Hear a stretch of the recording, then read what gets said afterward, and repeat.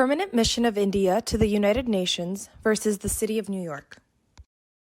The key parties involved in this case is the State of India, the State of Mongolia, and the City of New York. The Permanent Mission of India and Mongolia to the United Nations owned property in New York City to house lower-level diplomats. The law in New York City states that real property, which is owned by foreign government, is exempt from taxation, so long as it is being used strictly to house diplomatic officials who hold sovereign authority in the United Nations. The problem stemmed from these low-level officials not fully meeting the criteria of having sovereign authority in the United Nations. As such, the City of New York began to tax the Indian and Mongolian properties that were located in New York.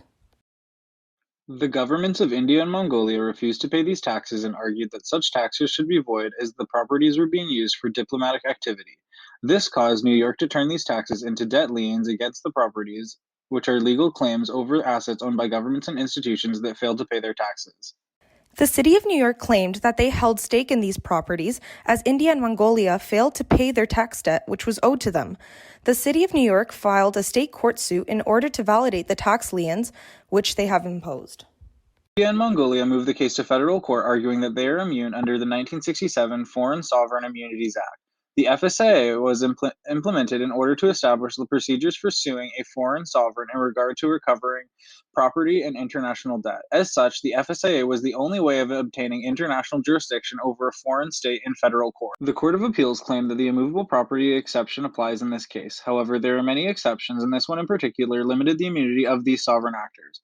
The immovable property exception withdraws a foreign state's immunity from jurisdiction where the rights in immovable property located in the United States are out of question. It is important to note that the FSIA was not a bilateral or multilateral treaty, but a national law which affects foreign actors who operate in the U.S. Since the immovable property exception was applied, the district court assumed jurisdiction over the city's suits. So the question remains, does the FSIA immunize a foreign government from a lawsuit to declare validity of tax liens on property? The answer is no. The City of New York attempted to validate their rights to the property on the Indian and Mongolian governments.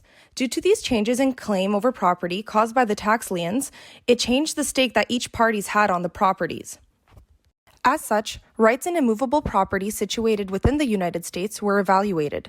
Thus, the diplomatic immunity claim under the FSIA was adjourned. A state court can prosecute a sovereign entity as long as a specific clause in the FSIA provides them with the exception that trumps diplomatic immunity. In this case, the exception was found in U.S. Code Section 1605, subsection 8, which suspended the immunity of India and Mongolia holds over their property in regard to paying their property taxes. Although India and Mongolia would be protected from foreclosure proceedings, the tax liens were deemed lawful and would have to be accounted for. The New York City courts proved that the debts had ultimately become liens, and the money owed could lead to renegotiations in terms of immovable property between Mongolia, India, and the United States.